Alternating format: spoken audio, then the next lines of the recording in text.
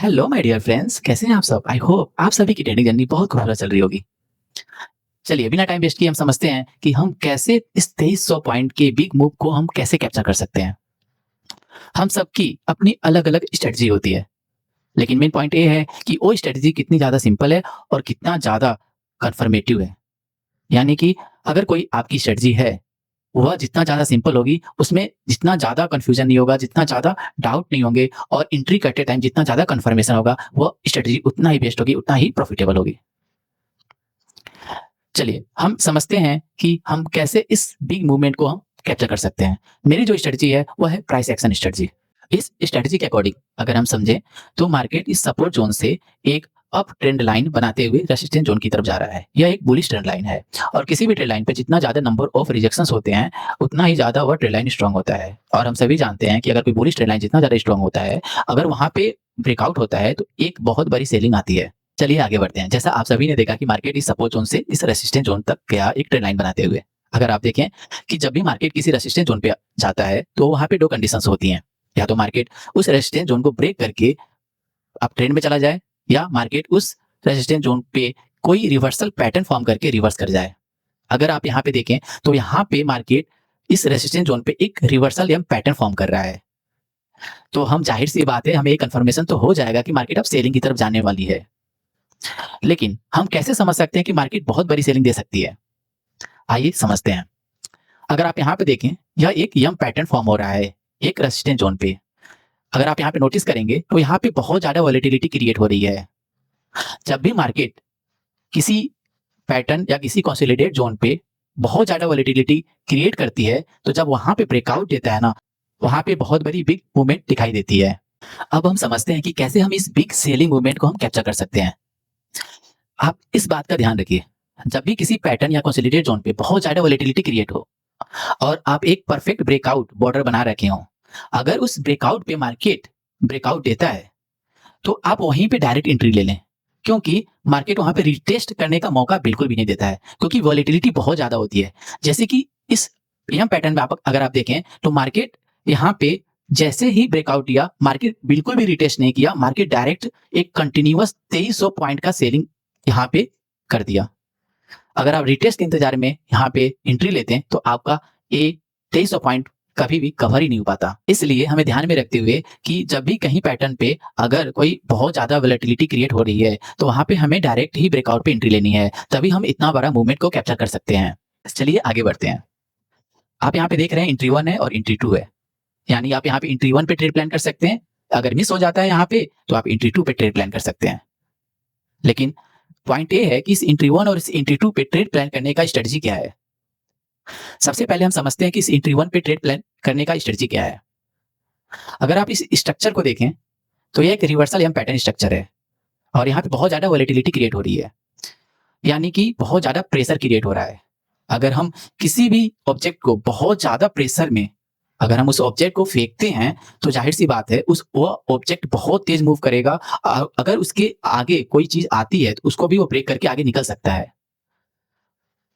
उसी के अकॉर्डिंग हम यहाँ पे समझ सकते हैं कि मार्केट यहाँ पे बहुत ज़्यादा वोलेटिलिटी क्रिएट कर रही है, यानी बहुत ज़्यादा प्रेशर क्रिएट कर रहा है। यानी अब हम समझ सकते हैं कि मार्केट इस प्रेशर पे अगर ये ब्रेकआउट देता है ना, तो इतना ज़्यादा मूवमेंट होगा, इतना ज़्यादा सेलिंग आएगी कि मार्केट यह ट्रेंड लाइन जो बहुत ही स्ट्रॉन्ग है, उसको ब्रेक करके निकल जाएगा। लेकिन मोस्ट इम्पोर्टेंट बात ये है कि अगर हम कोई ट्रेड प्लान करते हैं, तो वहाँ पे कन्फर्मेशन ज़रूर होना चाहिए। अगर आप यहाँ पे देखिए, यहाँ पे फर्स्ट कन्फर्मेशन यही है कि यहाँ पे मार्केट इस रेजिस्टेंस ज़ोन पे एक रिवर्सल एम पैटर्न फॉर्म कर रहा है और यहाँ पे एक ब्रेकआउट दे रहा है। पहला कन्फर्मेशन। दूसरा कन्फर्मेशन हमें साइकोलॉजी के अकॉर्डिंग मिल रही है, वो ये है कि मार्केट यहाँ पे बहुत ज़्यादा वोलेटिलिटी क्रिएट कर रहा है और इसका मतलब है कि मार्केट यहाँ पे बहुत ज़्यादा प्रेशर क्रिएट कर रहा है। इससे हम समझ सकते हैं कि अगर मार्केट ब्रेकआउट देता है, तो बहुत ज़्यादा मूवमेंट होने वाली है। दूसरा कन्फर्मेशन के साथ हम एंट्री 1 पे ट्रेड प्लान कर सकते हैं। यानी इस एंट्री 1 पे हम 2 कन्फर्मेशन के साथ ट्रेड प्लान कर सकते हैं और 2300 पॉइंट कैप्चर कर सकते हैं। हमने एंट्री 1 पे ट्रेड प्लान की स्ट्रेटजी तो हमने समझ ली है। अब हम समझेंगे एंट्री 2 पे ट्रेड प्लान की स्ट्रेटजी क्या है।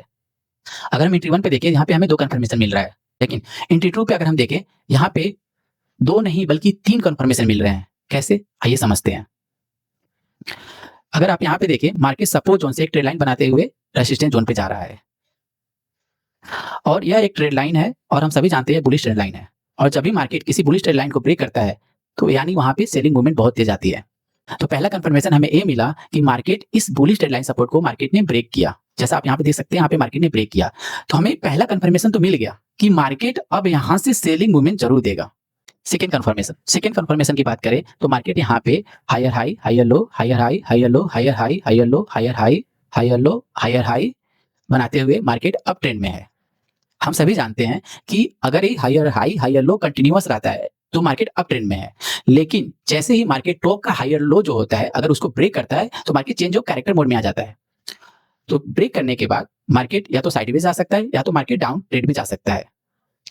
तो हमें सेकंड कंफर्मेशन ये मिला कि मार्केट यहाँ पे हायर हाई बनाया, हायर लो बनाया और मार्केट एक नया हायर हाई बनाया, पर मार्केट ने एक नया हायर लो नहीं बनाया। मार्केट पिछले हायर लो के पास गया और उसको ब्रेक कर दिया, यानी यहाँ पे market change of character mode में आ गया।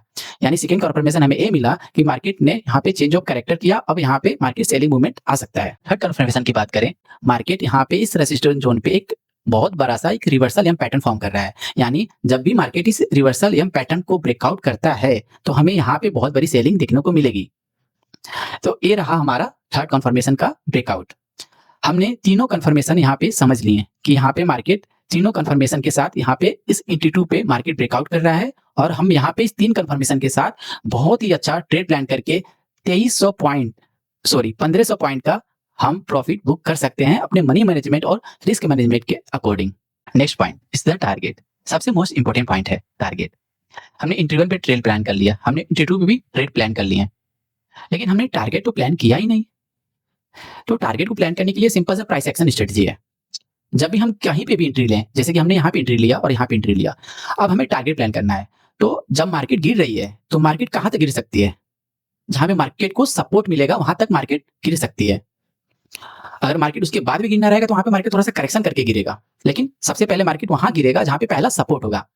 अब हमें यहाँ से जब मार्केट गिर रहा है तो हमें पहला सपोर्ट ढूंढना है। अगर हम सपोर्ट ढूंढेंगे तो कहाँ ढूंढेंगे, इस ट्रेड लाइन सपोर्ट भी तो ढूंढेंगे। अगर हम इस ट्रेड लाइन पे देखें तो मार्केट यहाँ से गिर रहा है तो सबसे पहला सपोर्ट हमें यह देखने को मिल रहा है। तो हम यहाँ से हम यह टारगेट को प्लान कर सकते हैं कि जब भी मार्केट यहाँ से अगर सेलिंग मूवमेंट देता है या यहाँ से मार्केट सेलिंग मूवमेंट देता है तो मार्केट कहाँ तक गिर सकता है, हम कहाँ तक ट्रेड को प्लान कर सकते हैं, कहाँ तक हम टारगेट को प्लान कर सकते हैं। वो है इस ट्रेड लाइन सपोर्ट का पहला सपोर्ट, ऊपर से पहला सपोर्ट। हम यहाँ पे टारगेट को प्लान करके हम अच्छा खासा एंट्री 1 से 2300 पॉइंट कवर कर सकते हैं और एंट्री 2 से हम 1500 पॉइंट कवर कर सकते हैं। बाकी सारा चीजें तो हमने समझ लिया, लेकिन हमने यह नहीं समझा कि रेजिस्टेंस जोन कैसे बना और सपोर्ट जोन कैसे बना।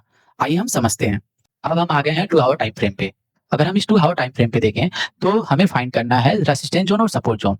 सबसे पहले फाइंड करेंगे सपोर्ट जोन। यह सपोर्ट जोन कैसे बना, आप यहाँ देख सकते हैं मार्केट डाउन ट्रेड में आ रहा है और यहाँ पे मार्केट कंसोलिडेट होकर के डब्ल्यू पैटर्न फॉर्म कर रहा है और यहाँ पे आप देख सकते हैं कि यहाँ पे बहुत ही स्ट्रॉन्ग रेजिस्टेंस जोन बन रहा है और इस रेजिस्टेंस जोन को मार्केट ब्रेकआउट कर रहा है। जब मार्केट यहाँ से रिवर्स आया तो कहाँ तक गिर सकता है, तो हमें इतना कंफर्मेशन तो हो ही जाएगा कि मार्केट इस रेजिस्टेंस जो रीजन बना था इस डब्ल्यू पैटर्न के लिए अब वो एक स्ट्रॉन्ग सपोर्ट रीजन बन चुका है, जो अब इसके लिए सपोर्ट जोन बन जाएगा। यानी अब हमें यहाँ से कंफर्मेशन ये हो गया कि यह एक सपोर्ट जोन है, अब यहाँ से मार्केट रिवर्स कर सकता है। अगर हम रेजिस्टेंस जोन को देखें तो इस सपोर्ट जोन पे मार्केट यहाँ से रिवर्स किया, फिर से मार्केट कहाँ तक गया, यहाँ तक गया और यहाँ से रिवर्स कर गया।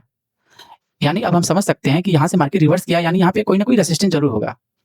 जब मार्केट दोबारा इसी जोन तक जाएगा तो हम समझ जाएंगे कि यह एक रेजिस्टेंस जोन है और मार्केट यहाँ तक जाएगा और यहाँ से रिवर्सल होने के चांसेस हैं। यानी मार्केट इससे आगे भी जा सकता है, लेकिन यहाँ से रिवर्सल होने के भी चांसेस हैं। तो हम उस चांसेस को देख करके हम यहाँ पे जो स्ट्रेटजी डिस्कस किए हैं उसके अकॉर्डिंग हम एक बहुत ही अच्छा बिग मूवमेंट का ट्रेड हमने प्लान किया और हमने उसको समझा। हेलो मेरे दोस्तों, आप सभी को मेरा एक्सप्लेनेशन कैसा लगा? अगर मेरे एक्सप्लेनेशन में अगर थोड़ा सा भी कोई मिस्टेक हो तो आप प्लीज कमेंट में बता सकते हैं, मैं करेक्शन जरूर कर लूंगा। बाकी मेरा एक्सप्लेनेशन आप सभी को कैसा लगा आप प्लीज कमेंट में जरूर बताइए। मैंने यह एक्सप्लेनेशन यह वीडियो बहुत ही मेहनत से बहुत रिटेक लेने के बाद मैंने बनाया है। अगर आपको अच्छा लगे और सारी एक्सप्लेनेशन अच्छे से समझ में आई हो, अगर आपको हृदय से बहुत ही अच्छा लग रहा है तो आप मेरे चैनल को सब्सक्राइब कर सकते हैं। बाकी आपकी इच्छा। एंजॉय करिए, मस्त रहिए, रिलैक्स रहिए, अपनी ट्रेडिंग जर्नी को एंजॉय करिए और सही साइकोलॉजी, अपने रूल, अपने स्ट्रेटजी पे टिके रहिए और रूल को बिना ब्रेक किए अपने ट्रेडिंग जर्नी को प्रॉफिटेबल बनाइए। Thank you so much everyone.